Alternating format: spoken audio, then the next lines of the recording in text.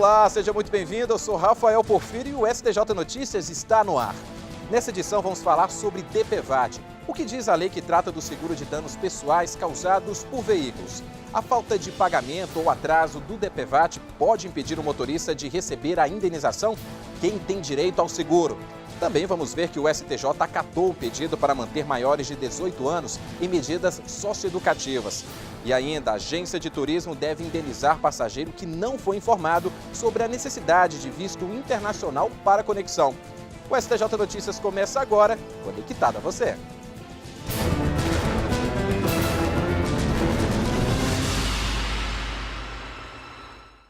Tutela provisória mantém maiores de 18 anos em medida socioeducativa.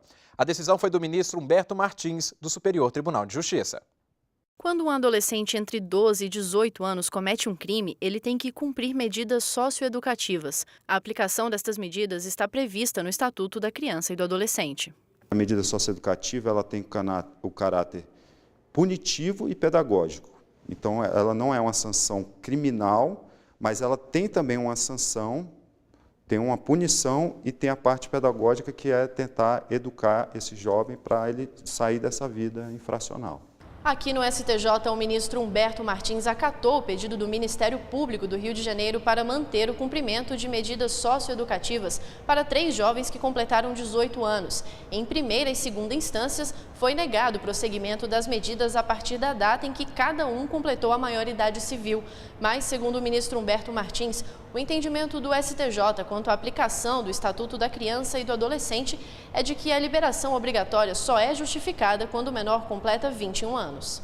De acordo com o ministro, a extinção automática da medida pode inviabilizar sua aplicação caso a tramitação do processo se prolongue até os 21 anos do adolescente que cometeu um crime. Com a decisão, os 3 jovens do Rio de Janeiro continuam a cumprir a medida socioeducativa que havia sido imposta. O mérito dos recursos vai ser analisado pelos ministros da 6ª turma. O Superior Tribunal de Justiça decidiu que distribuidora não terá de indenizar posto por vazamento de combustível.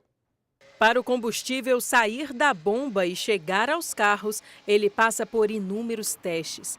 Mas não são só os combustíveis que têm que obedecer a critérios rigorosos para serem comercializados. O Marcelo é gerente desse posto de gasolina em Brasília. Ele diz que, periodicamente, órgãos do governo como a ANP, IBAMA e IBRAM pedem testes para verificar se o óleo é despejado de acordo com as normas, se o posto cumpre os requisitos de segurança e até se não há vazamento de combustível para o solo e lençóis freáticos. Para a gente renovar a nossa LO, a gente tem que fazer o teste de estanquidade, o teste passivo, que eles vêm fazendo vários testes no posto para ver se não tem vazamento, se está tudo corretinho. Diante disso, aí o IBRAM ele faz a renovação da nossa licença ambiental.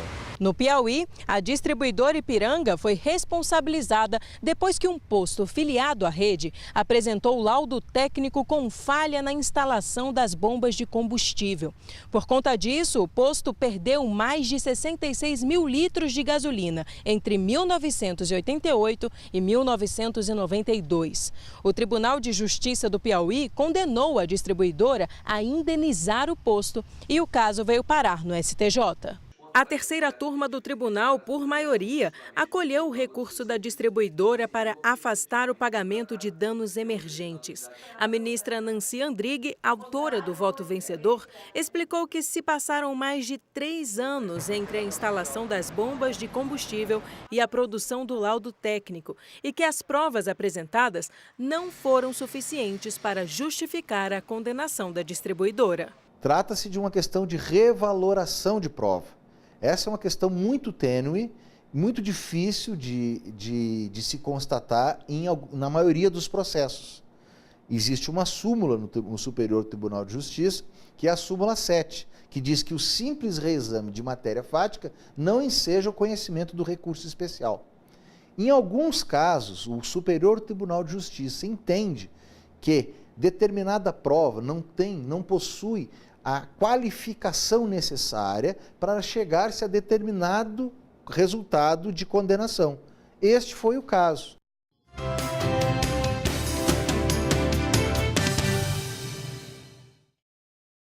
Olá, nesta semana nós vamos falar sobre o Estatuto do Torcedor. Essa lei surgiu depois de um cenário de caos nos estádios brasileiros, com brigas entre torcidas e danos ao consumidor. Nós vamos contar o que mudou depois dessa lei para as pessoas que vão aos estádios acompanhar o time do coração.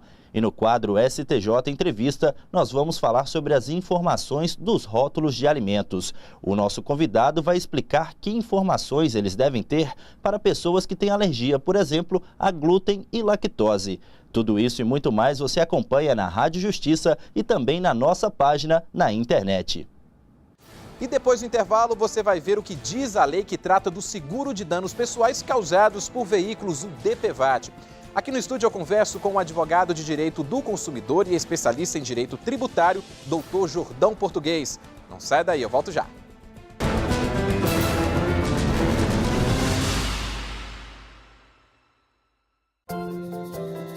Informação precisa, segura, confiável e direto da fonte. Na página da jurisprudência do Superior Tribunal de Justiça, você encontra tudo isso e muito mais. Para acessar, basta entrar no site oficial www.stj.jus.br e clicar em Jurisprudência. No link Legislação Aplicada, você encontra o entendimento do STJ sobre a aplicação de determinado dispositivo legal. Isso mesmo, aqui estão os dispositivos legais estudados e anotados com a jurisprudência mais recente do Tribunal. Já no índice remissivo dos recursos repetitivos estão todos os acórdãos dos recursos submetidos ao rito dos repetitivos que já tenham sido publicados. Organizados por ramos do direito, você também pode consultar em pesquisa livre. A página da jurisprudência ainda oferece as súmulas anotadas do STJ com trechos transcritos de julgados do tribunal. Você pode pesquisar por temas, pela ordem crescente ou decrescente dos números das súmulas ou por pesquisa livre. Fácil, rápido e eficiente. É a busca pela excelência no atendimento a você, cidadão brasileiro. Superior Tribunal de Justiça. O Tribunal da Cidadania.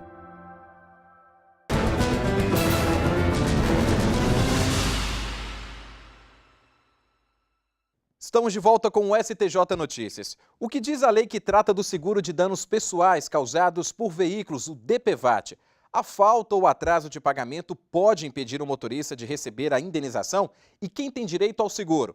Para responder essas e outras perguntas, eu recebo aqui no estúdio o advogado de direito do consumidor e especialista em direito tributário, Dr. Jordão Português. Tudo bem, doutor Jordão? Tudo bom, Rafael. Olha, antes da gente começar o nosso bate-papo, eu vou convidar você e também a você aí de casa para acompanhar uma reportagem sobre o assunto e conhecer a história da Eliane. Ela sofreu um acidente de moto com o marido e solicitou o seguro DPVAT. Vamos ver. Um acidente de moto que mudou a vida de Eliane.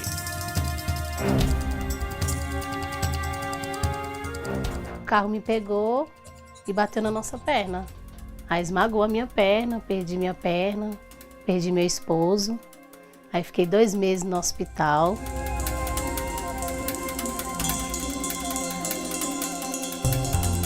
Depois desse período, Eliane voltou a andar, mas com a ajuda de uma prótese. A compra foi feita com os R$ 13.500 que ela recebeu do seguro DPVAT. Falaram para mim que eu tinha direito ao DPVAT. Aí eu arrumei os papéis, levei lá. Aí a moça falou, ó, daqui 1 mês entra na sua conta. Aí entrou na minha conta. O DPVAT garante 3 coberturas distintas. Em caso de morte, o valor é de R$ 13.500 por vítima. Por invalidez permanente, esse mesmo valor permanece como o máximo que a vítima pode receber. Já a cobertura de reembolso por despesas hospitalares, o valor é de até R$ 2.700. O seguro é garantido a vítimas de acidentes de trânsito sem necessidade de apuração de culpa. Independe do pagamento, independe da responsabilidade. O seguro é caracterizado como seguro social. O propósito é esse. Seja condutor do veículo, seja um carona, seja um pedestre, ou seja a pessoa que estiver em um outro veículo que se envolveu naquele acidente. Estas pessoas têm direito ao seguro obrigatório, conhecido popularmente como seguro DPVAT. De acordo com a súmula 474 do STJ, a indenização do seguro DPVAT em caso de invalidez parcial do beneficiário será paga de forma proporcional ao grau de invalidez. Esse entendimento foi ressaltado em julgamento na segunda sessão de um recurso especial de uma seguradora. Apesar de ser um seguro de responsabilidade civil obrigatório pago anualmente por proprietário de automóvel, a falta ou atraso do pagamento do seguro DPVAT não impossibilita o motorista e terceiros envolvidos em acidentes de trânsito de receberem a indenização. O entendimento está previsto na súmula 257 do STJ. Além desse direito, a Lei 11.482 de 2007 prevê que nos casos de mortes, o valor da indenização do DPVAT é dividido em cotas iguais entre o cônjuge ou companheiro e os herdeiros. A cota é fracionada em partes iguais. Foi exatamente o que aconteceu com o seguro do marido da Eliane. Para me ganhar do meu marido, eu tive que fazer a união estável após a morte. Aí eu tive que fazer... arrumar as testemunhas, 3 testemunhas, fotos antigas da gente, né, nós dois. Aí foi que marcou a audiência, aí a juíza autorizou. Fui receber. Aí ficou a metade para mim e a metade para os filhos dele. A viagem de Joel Linhares com a família em uma rodovia em Minas Gerais foi interrompida com um acidente que causou a morte do sogro. Joel ficou em estado grave e perdeu o baço. Ele recebeu R$ 2.700 de seguro DPVAT. Tinha plano particular, né? Mas se eu fosse arcar, precisar desse dinheiro para pagar o que ocorreu lá, todos os serviços que o hospital fez, acredito que isso aí não daria nem para o começo, né? Pois é, doutor Jordão, vimos aí na reportagem, principalmente esse caso do Joel, que muitas vezes a pessoa não solicita o DPVAT por falta de conhecimento de como fazer essa solicitação, né? É verdade. Muitos não conhecem o direito, os benefícios que traz esse seguro obrigatório e através de contatos, pessoas, colegas, né, amigos vão falar, você já assinou o seguro? Mas eu tenho direito. Realmente precisa divulgar mais a informação de quem tem o direito de receber o seguro. Nesse caso aí, o Joel recebeu o dele. O sogro que morreu no acidente, a sogra dele não solicitou, mas poderia ter solicitado e ter recebido pelo sogro, né? Exatamente. Então, nesse caso aí, decorrente, ela é uma beneficiária. Ela tem até 3 anos, a partir do falecimento, para poder acionar e receber a indenização. Bom, vamos ver as perguntas enviadas nas redes sociais, foram várias. A primeira é do Adriano. Ele quer saber quais são os critérios para utilizar o seguro e como podemos acionar. O critério é fazer parte, ser vítima, né? Ser vítima de um acidente via terrestre. Então, de um avião, de um barco, não abraça o benefício. Uhum. Foi vítima, de alguma forma, danos pessoais de um acidente via terrestre, ele tem um benefício, direito de receber, para recompor aí o dano que ele teve pessoal, não material. Ou seja, não precisa ser um motorista do veículo. Se estiver no carro e sofreu um acidente, tem direito de receber. Exatamente. Se estiver no carro, estava passando na rua, teve um acidente, aqueles estilhaços, trouxe um dano pessoal, você estava transitando uma mercadoria que estava num carro, de um veículo, caiu em cima de você. Então, todo tipo de acidente, via terrestre, de veículo automotor, você tem benefício. Então, se está passando na bicicleta, vem, atropela. Não é veículo automotor, você não tem direito a receber o DPVAT. Vamos ver nossa próxima pergunta. É do Leandro e Marcelo. Licenciei meu veículo nos primeiros dias do ano. Como costumo fazer?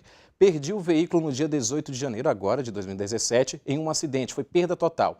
Tenho direito a ter valores ressarcidos? Paguei por 1 ano e tive o carro por apenas 18 dias. Nesse caso aqui está falando um pouco do seguro particular, mas o caso, o DPVAT, ele cobre, por exemplo, danos materiais? Não. DPVAT só para danos pessoais. Esse é, às vezes, o equívoco de muitos. Houve um acidente, não tive culpa, e ele quer correr atrás do DPVAT para receber e recompor o patrimônio dele, um pneu que furou, algum patrimônio. Não cobre, só se houver um dano físico. Aí vai morte, como foi relatado, invalidez permanente, né, parcial ou total, e despesas hospitalares e médicas, que vai até 2.700, se comprovadas através de nota fiscal. Temos mais perguntas, vamos ver? É do Renan Ferreira. Qual o prazo para acionar o seguro DPVAT? Nós falamos aqui, qual o prazo? 3 anos. 3 anos. Só que o prazo é o mesmo, por exemplo, para invalidez, para morte?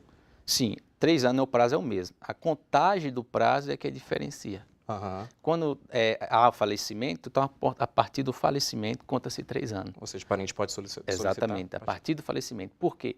Pode ter acontecido hoje o acidente e ficar em coma 1, 2 anos, até 3 anos. Então, até então, não tem como ela requerer o benefício por morte, que ainda não ocorreu a morte, né? E também no caso... O fato gerador. Então, a partir da morte gera. O que está trazendo tratamento, que é invalidez, às vezes com 3, 4 anos, já vi casos que chegou lá do final dizendo que sua invalidez é total, é permanente. A partir daquela data, do lado final, conta-se 3 anos para frente. Vamos ver a próxima pergunta. Josimara, lá de Juiz de Fora, Minas Gerais. Tive um acidente de moto em novembro de 2016. Como devo proceder para acionar o seguro DPVAT? Sim, acho que ela está querendo perguntar sobre os procedimentos administrativos. Exatamente. Não há necessidade de contratar um advogado, um terceiro. Qualquer beneficiário pode buscar administrativamente e receber o prêmio, a indenização pelo seguro DPVAT. Aí tem que buscar, mais próximo da sua casa, uma seguradora que faz parte do consórcio da DPVAT. São empresas que são licenciadas e têm autorização para arrecadar sua documentação e fazer o pagamento aí no prazo máximo de 30 dias a partir daquele momento que tiver toda a sua documentação em dias. E até um alerta também, né, que não precisa acionar um advogado, porque muitos se aproveitam da situação. Exatamente. Né? Muitos aproveitam a falta de informação das pessoas e aí cobram 20%, 30%. Eu já vi casos assim, para ir atrás de um procedimento que é simples, basta estar com toda a documentação, a exigência, levar na seguradora, a seguradora que vai fazer o depósito na sua conta. Você tem que ter uma conta bancária ou abre uma conta sem despesa e vai fazer o depósito ali cair na sua conta. Vamos ver a nossa próxima pergunta. É do Fernando Oliveira, aqui de Brasília. Em julho de 2016, sofri um acidente dirigindo o meu veículo e, em consequência, quebrei a perna direita. Ainda em recuperação, consegui vender o automóvel. Quero saber se já sem o veículo ainda posso entrar com pedido de ressarcimento pelo DPVAT? Exatamente. Assim, o fato dele possuir o veículo, dele ter o veículo, dele estar atrasado, não tem ligação que ele recebeu o benefício. Ele tem direito, for vítima, seja ele que provocou, ele é o culpado, não interessa. É um seguro obrigatório e a incidência foi vítima, teve danos pessoais, tem direito de receber.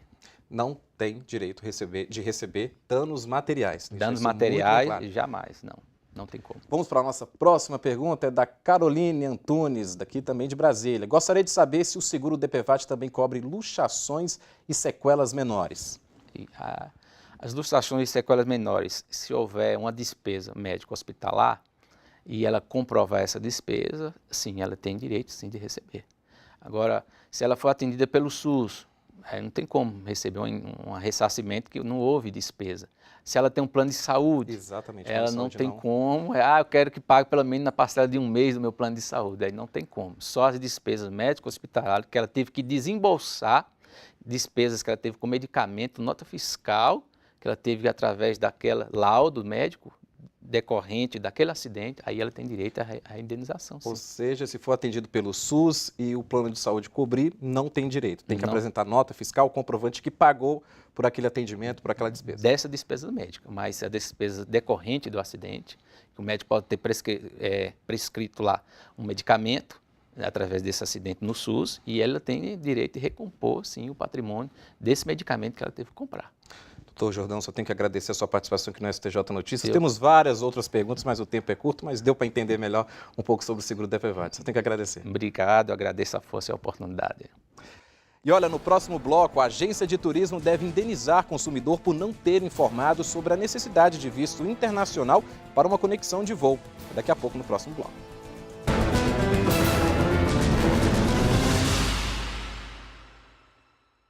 O mundo moderno gira em torno da velocidade da informação, que precisa ser segura e confiável. Para atender estas exigências, o Superior Tribunal de Justiça elabora e disponibiliza 2 publicações diferentes, com o objetivo de divulgar a jurisprudência do Tribunal: o Informativo de Jurisprudência e o Jurisprudência em Teses. Para acessar o informativo, basta entrar no site oficial www.stj.jus.br, clicar em Jurisprudência e, em seguida, em Informativo de Jurisprudência. Aqui, você acessa as informações mais recentes sobre súmulas, recursos repetitivos e outros julgados selecionados. E pode consultar por edição, por data, com arquivos organizados em ordem cronológica e reunidos de acordo com o ano de publicação, ou separados de forma temática, por ramos do direito. Também é possível fazer pesquisa livre por assunto.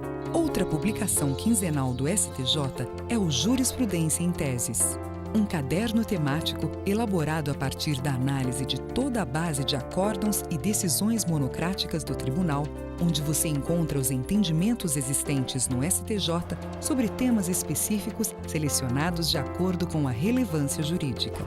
Você pode consultar as teses por edição e separado por ramos do direito, ou fazer uma pesquisa livre por assunto. Fácil, rápido e eficiente. É a busca pela excelência no atendimento a você, cidadão brasileiro. Superior Tribunal de Justiça, o Tribunal da Cidadania.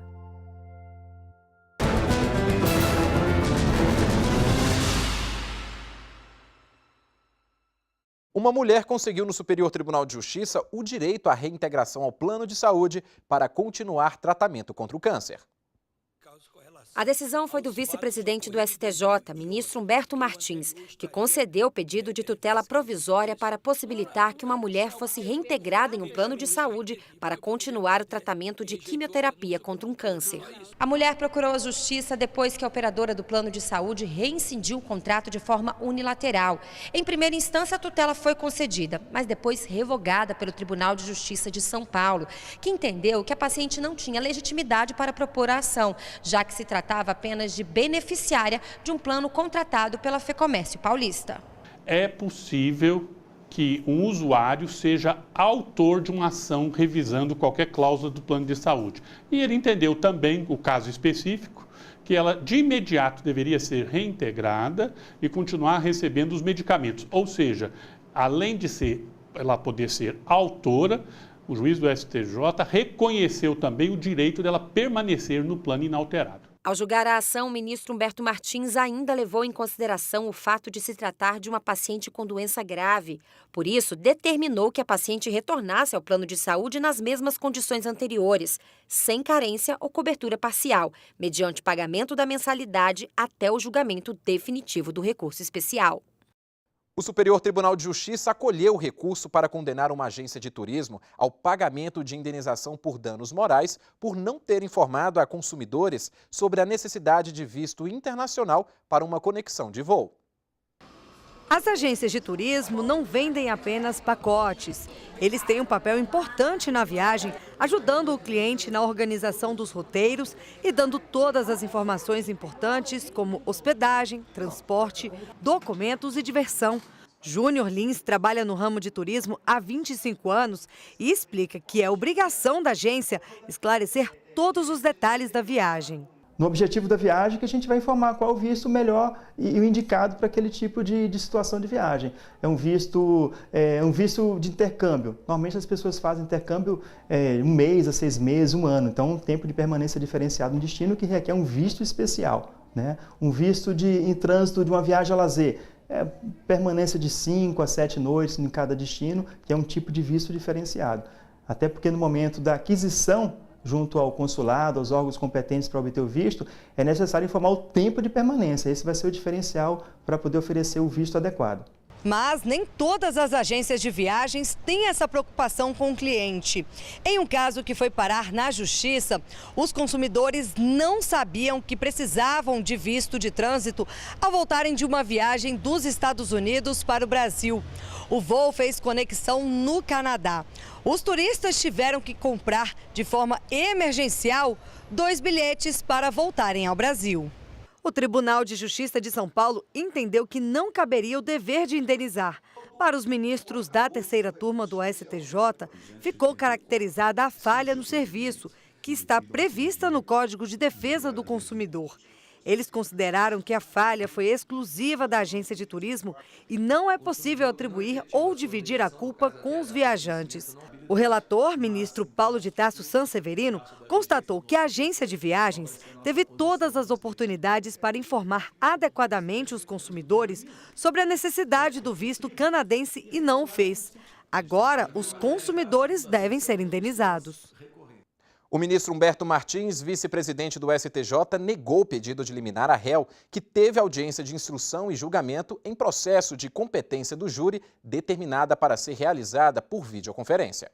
No recurso encaminhado ao STJ, em que o Tribunal de Justiça do Rio de Janeiro proferiu acórdão mantendo a decisão da vara do Tribunal de Júri, a defesa do réu questiona o uso de videoconferência. O pedido foi feito pelo Ministério Público, sob a alegação de que o réu é considerado preso de alta periculosidade. O homem responde pelos crimes de associação criminosa e de homicídio duplamente qualificado. Para a defesa do réu, o método relativiza direitos e garantias fundamentais constitucionalmente previstas, em especial quando a conduta é julgada pelo Tribunal do Júri. Ao analisar a liminar, o vice-presidente do STJ, ministro Humberto Martins, afirmou que a medida não deve ser alterada, já que está prevista no Código de Processo Penal. A lei estabelece que o juiz, por decisão fundamentada de ofício ou a requerimento das partes, poderá realizar o interrogatório do réu preso por sistema de videoconferência ou outro recurso tecnológico de transmissão de sons e imagem em tempo real, desde que a medida seja necessária para prevenir risco à segurança pública, viabilizar a participação do réu no ato processual, quando houver dificuldade para o comparecimento dele em juízo, seja por enfermidade ou outra circunstância pessoal, impedir a influência do réu no ânimo de testemunha ou da vítima e responder à gravíssima questão de ordem pública. No voto, o ministro Humberto Martins destacou que a ausência física do paciente na sessão plenária de julgamento não afronta a plenitude da defesa, uma vez que estará assegurada a presença do réu por videoconferência. Ao negar a liminar em habeas corpus, Humberto Martins destacou ainda que a decisão não merece nenhum reparo.